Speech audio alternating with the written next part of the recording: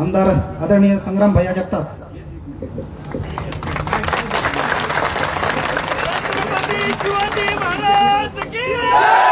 संग्राम भैया जगताप यांचं या ठिकाणी मनोगत व्यक्त आहे।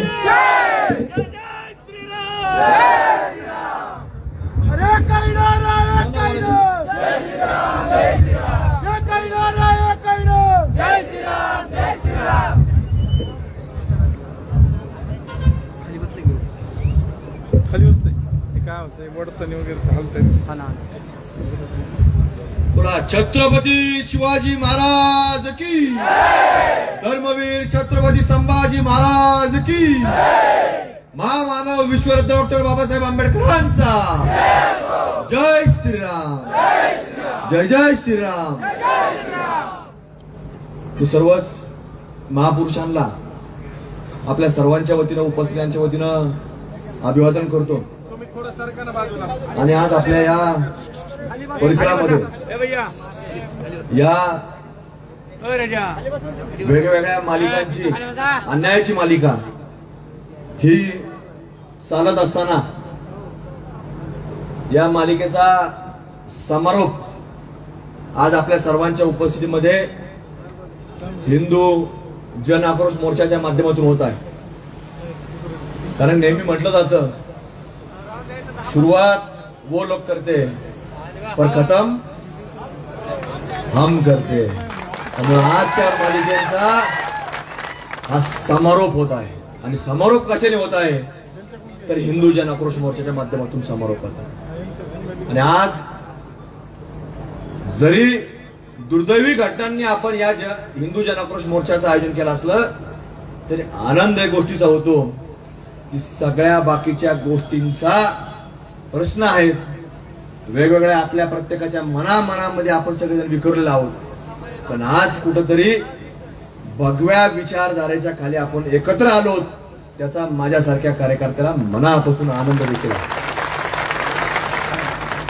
ज्या ज्या वेळेला कुठलंही संकट येत असेल, आता ते निवेदक सारखं बोलत होते हे आमका जातीचा ते तमका जातीचा आपण एक आलं पाहिजे, तुम्ही बरोबर बोलता, पण इथून पुढच्या काळामध्ये एकच शब्द आला पाहिजे, फक्त हिंदू आला पाहिजे, बाकी काही आलं नाही पाहिजे।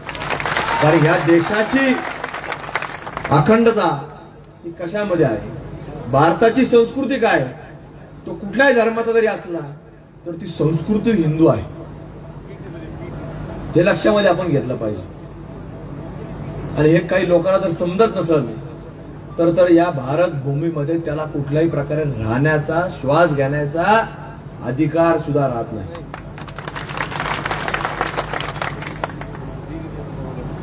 सातत्याने वेगवेगळ्या घटना घडतात, आम्हाला कुठून तरी कुणीतरी येतं अहिल्यानगर मध्ये, तुमचे बरेच लोक बीडच्या अहिल्यानगरला असतात, काही असू दवाखाना असू काही खरेदी असू काही असू ते अहिल्यानगरला। माझं का त्यांनी सांगायचं या गावामध्ये असं झालं, त्या तालुक्यामध्ये असं झालं, शहरात ते इतके लोक वाढले, शहरात असं झालं, मग आम्हाला आता गावातून एखाद्या शहरात जायचं म्हणतात लोकांना भीती वाटते, कारण आता शहरात सुद्धा ते लोक 30-35% झाले। अरे आम्ही त्याला सांगतो बाबा तुझ्या शहरात नाही,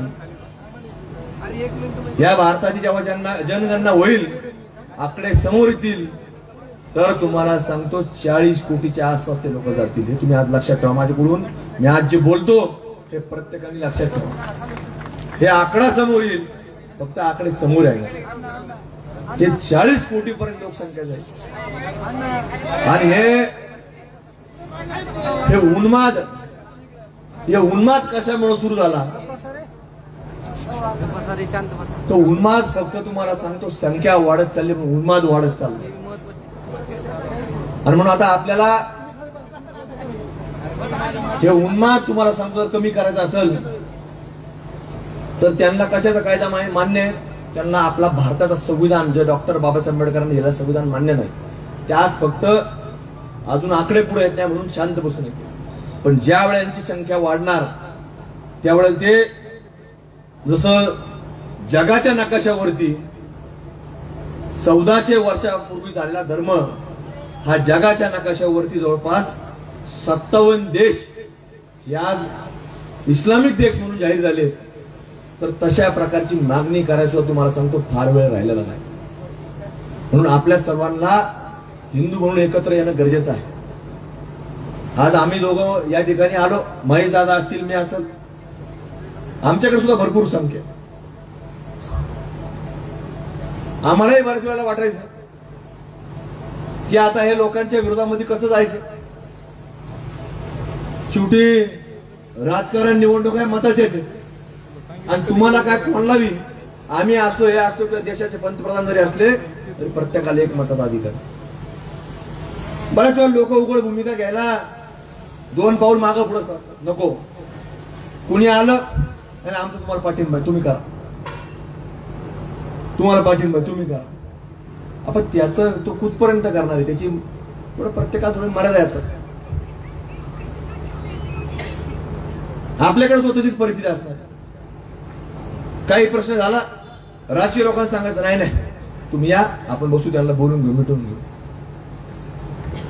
तुम्ही या, आपण बसू आणि काय करायचं, मिटून घ्यायचं. मिटता मिटता असं झालं जसं ते आपलं ध्येय मंत्र आहे ना, धर्मासाठी झुंजावे. हा ते झालं. पण मारिता काय सांगा परत, मारिता मारिता घ्यावे राज्य. ही तशी परिस्थिती झालेली आहे. आणि मिटता मिटता काय झालं, ज्ञानेश्वरचं ऐकलं आपण. मिटता मिटता काय, ज्ञानेश्वरच्या घरापर्यंत, त्याच्या 6 वर्षाच्या मुलीपर्यंत येण्याची त्या लंडगुळ्याची हिंमत झाली. आपण काय केलं, आपण त्याच्या मागे उभा राहिलो नाही. आपण काय म्हटलो, ज्ञानेश्वर कुठल्या जातीचा आहे बघून घेतील त्याचे लोक, हे कुठल्या जातीचं आहे बघून घेतील त्यांचे लोक. अरे पण तो भारतीय नागरिक आहे आणि भारताचा विचारधारा ही कुठली आहे तर हिंदुत्ववादी आहे, हे आपण विसरता कामा नये. आणि या विचारधारा सांगण्याकरताच आज आम्ही दोघं या ठिकाणी आलो आहोत. हे किती वेळा आपण सगळेजण ऐकत बसणार, पाहत बसणार, त्याच्यावरती चर्चा करत बसणार. तसं सानपताई सांगत होते आता, तुम्ही त्यांचं काय काय ऐकलं मला माहिती नाही, फक्त व्हिडिओ पाहिला असेल, चहाच ऐकला असेल की आपले हजारो लोक तिथं होते पण मदतीला कोणी आलं नाही. पण त्यांचं झुंबडच्या झुंबड ओरळली, एक डुकरींच्या मागे जशी पिल्लं पळत राहते तशी डुकराची पिल्लं सगळे जमणार आहे. हॅलो, मग किती वेळा अशा महिला भगिनींनी पुढे यायचं, तो महेश लांडगे. किती वेळा अशा महिला भगिनींनी आपल्या समोरांसमोर या एवढ्या मोठ्या जनसमुदाय समोर हा आपला दुःखाचा हंबरडा किती वेळा फोडायचा. पण आपल्यामध्ये जागरूकता येण्याकरता प्रचंड वेळ लागतो, आपल्याला संघटित होण्याकरता प्रचंड वेळ लागतो. संघटित आपण लवकर होत नाही. आपण कुठेतरी कोणाचं रक्त जोपर्यंत सांडत नाही, जोपर्यंत कोणाचा दुर्दैवी एखाद्या कुटुंबामध्ये घटना घडत नाही, दुर्दैवी मृत्यू होत नाही, तोपर्यंत आपण कुठेही एकत्र येत नाही. आणि हा इतिहास आहे, जोपर्यंत जो संभाजी महाराजांना कैद केलं गेलं, 40 दिवस हाल केले, पण आपण मदतीला गेलो. ज्यावेळेस त्यांची घटना घडल्यानंतर आपण एकत्र झालो आणि मग औरंग्याला आपण महाराष्ट्राच्या बाहेर जाऊ दिला नाही आणि इथंच संभाजीनगर मध्ये त्याला गाडला. पण जर आपण त्याच वेळेला एकत्र झालो असतो तर आज आपण जे आज अखंड भारतवर बोलतो तर ते बोलायची सुद्धा गरज पडलेली असती. आज जे 57 देश आपण सांगतो तर 57 नाही, तुम्हाला सांगतो 100च्या 100 देश आपले असले असते, ह्या भगवायचे असले असते. कारण ते लोक जर राहिले असते तरी झालं असतं. पण हरकत नाही. आज तुम्ही कुठेतरी काळे बंधूंनी पुढाकार घेतला, त्यांच्याबरोबर इथे असणारे सर्व समाज बांधव कमिटीचे लोक आहेत, देव देश धर्मावरती प्रेम करणारे लोक आहेत, त्या सगळ्या लोकांनी पुढाकार घेतला आणि वाटलं की आता हा वर्षानुवर्ष चाललेला अन्याय आहे, हे मिटवा मिटवीचे प्रकरण कुठेतरी आता ते पुढे घेऊन जावं लागणार. आणि म्हणून कुठेतरी आज तुम्ही सगळे देव देश धर्मावरती प्रेम करणारे लोक आज एकत्र आले आणि कुठेतरी आज या सगळ्या विषयाला वाचा फोडण्याकरता सुरुवात. आम्हाला बऱ्याच गोष्टी सांगितल्या गेल्या की कुठलं गोमाता असेल, एखादी मोकाट असेल, एखादा बैल असेल, मोकाट असेल, आपल्यामध्ये प्रथा परंपरा असतात. देवाच्या नावाने एखादा बैल गावात सोडावा लागतो, एखादा वळू आपण त्याला म्हणतो. एखादी गोमाता असती, काही गोमात्यांचं आपण दूध काढत नाही, तिच्या वासराने ते प्यायचं असतं, मग ती आपण गोमाता तशीच ती देवाला समर्पित केली असते. मग ते काय करायचे, रात्रीची पाळत ठेवायची. ती थोडी वाढली मोठी झाली, त्याला वाटलं आता हे जरा वजन वाढले, मांस वाढलं, रात्रीतून अचानक गायब होतो. आपण सांगतो, पोलीस प्रशासनाला सांगतो, अधिकारी वर्गाला सांगतो की आम्हाला त्या व्यक्तीवर संशय, त्याने असं केलं, हे आमचं मुख जनावर, आमची ज्याला आम्ही मातेप्रमाणे मानतो, गोमाता असं, हे अचानक ह्या व्यक्तीने गायब केलं तर आम्हाला संशय. त्याच्यावर कारवाई होत नाही. ते लोक तसेच मोकाट कुठंतरी घटना घडल्या, आपण पोलीस स्टेशनला गेलो, परत ते लोक तिथं आले, पोलीस स्टेशनवर दगडफेक केली, परत सुद्धा ते लोक मोकाट. त्यांचे 4 हात, आपले 12 हात. किती? त्यांचे किती लोक? 4. आणि दगडफेक कोणी केली? त्यांनी. म्हणजे आपण पोलीस स्टेशनला सुद्धा जायचं नाही. हे अशा प्रकारे तुम्हाला सांगतो, उदाहरण सेट करायचा प्रयत्न करतात की आम्ही पोलिसांवर सुद्धा हात टाकू शकतो, पोलीस स्टेशनवर सुद्धा हात टाकू शकतो. अशा प्रकारे आपल्याला भयभीत करायचा प्रयत्न करतात. पण तुम्हाला सांगतो, आता पुढच्या काळामध्ये अशा या जुरांना कुठेही घाबरण्याची आवश्यकता नाही. तुम्ही आज संघटित झालेत आणि काय होतं तुम्हाला सांगतो, आता आपल्याकडून थोडं चुकतं. आता परत 26 तारखेला सगळ्या टॉप्या एकत्र दिसतील. 26 तारखेला माहिती असेल काही लोकांना काय आपलं काय होतं. आपल्या अशा भगवा टॉप्या दिसतच नाही. मग आमच्यासारखे जे मताचं कॅल्क्युलेशन करणारे राजकारणी लोक असतात ना, ते ज्या जास्त टॉप्या तिकडे जास्त ओळखतात.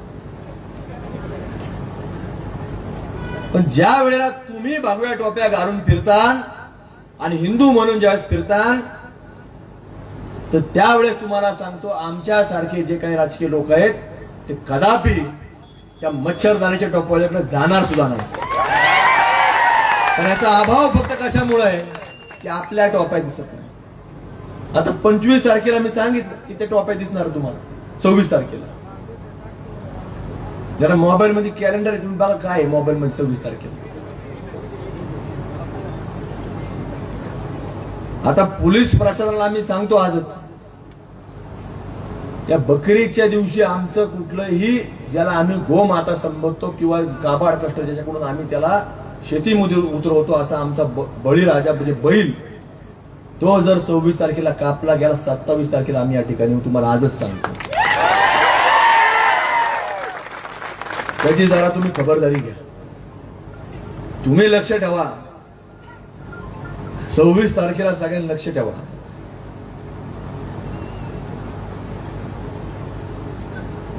ते सातत्यानं किती वेळा होणार, किती वर्ष चालणार, याच्यावर सुद्धा आपल्या प्रत्येकाला कुठेतरी आत्मचिंतन करणं गरजेचं आहे. बाकीचे विषय भरपूर आहेत, ज्याने ज्याने आपापल्या पद्धतीने त्या त्या प्रवाहामध्ये काम करावं. पण कुठपर्यंत, जोपर्यंत चौकडीत जोपर्यंत.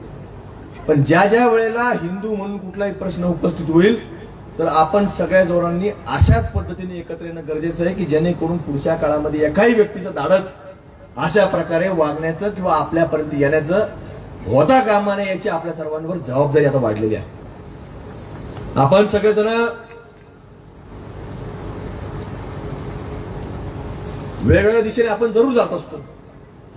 निवडणुका असतात, वेगवेगळे राजकीय पक्ष आहेत, हरकत नाही. पण ज्या ज्या वेळेला असं कुठेतरी संकट येतं, तर आपण सर्वांनी एकत्र राहणं गरजेचं आहे. कारण संकट आता थोडं राहिलेलं नाही, सोपं राहिलेलं नाही. हळूहळू आता इथं बोर्डावरती लिहिलेलं आहे, वाढती झुंडशाही, जमीन अतिक्रमण, गो हत्या, लोकसंख्या. आता याच्यापेक्षा अनेक वेगळे मुद्दे चाललेले आहेत. नाशिक जिल्ह्यात तुम्ही पाहिलं असं कुठला जिहाद पाहिला तेव्हा? कॉर्पोरेट जिहाद. आम्ही अहिल्यानगर शहरामध्ये 800 पूर्वी आंदोलन केलं. कुठलं पाहिलं तुम्ही? ऐकलं तुम्ही ते? ट्रॅव्हल जिहाद. कोल्हापूरमध्ये तुम्ही जर गेले तिथं काय चालू आहे? पैलवान जिहाद. आता हे कशाचा प्रकार आहे तुम्हाला काय माहिती असतं? काही काही लोक तुम्हाला येतील, तो आपलाच असेल हिंदू एखादा व्यक्ती, पण तो हिंदू मानसिक खतना झालेला असतो, शारीरिक नसते. तो काय सांगतो आपल्याला? हे खोटे आहे, हे राजकीय आहे, हे लोक राजकीय लोक. अरे आता कुठल्या निवडणूक आहे? हे निवडणुकीसाठी चाललेलंच नाही. हे फक्त आपल्या लोकांमध्ये जागृत आणण्याकरता चालले. आता महेश दादा कुठं होते काल? हिंदू संमेलनाला. कुठं? सातारा जिल्ह्यामध्ये होते. आज कुठे आहेत? बीड जिल्ह्यात. आम्ही कुठून आलो? अहिल्यानगरहून आलो. आता आम्ही कोणत्या निवडणूक प्रचार आलो का? हे कुठल्या काय मत मागायला आलो का? तुम्ही कशा करता आले? हे उन्हात तुम्ही सकाळी 10 वाजल्यापासून बसले. आपण सगळेजण एकाच विषयाकरता आलोय की आपल्या भारत देशामध्ये आपला हिंदू बांधव हा सुरक्षित राहिला पाहिजे, याच्याकरताच आता आपण सगळेजण एकत्र आलेलो आहोत. आणि या प्रश्नावरती कुणीही राजकीय पक्ष जरी काम करत नसले तर आपल्या सर्वांना हिंदू म्हणून आपल्या सर्वांना काम करावं लागणार आहे.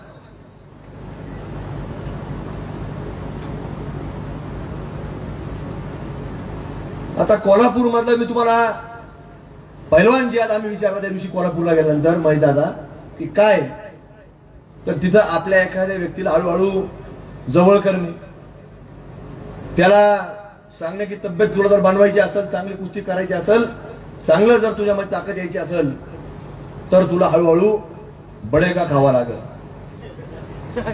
मग हळूच त्याला सांगायचं. मग तो म्हणणार आता आपला माणूस तो कधी हा म्हणू शकत नाही.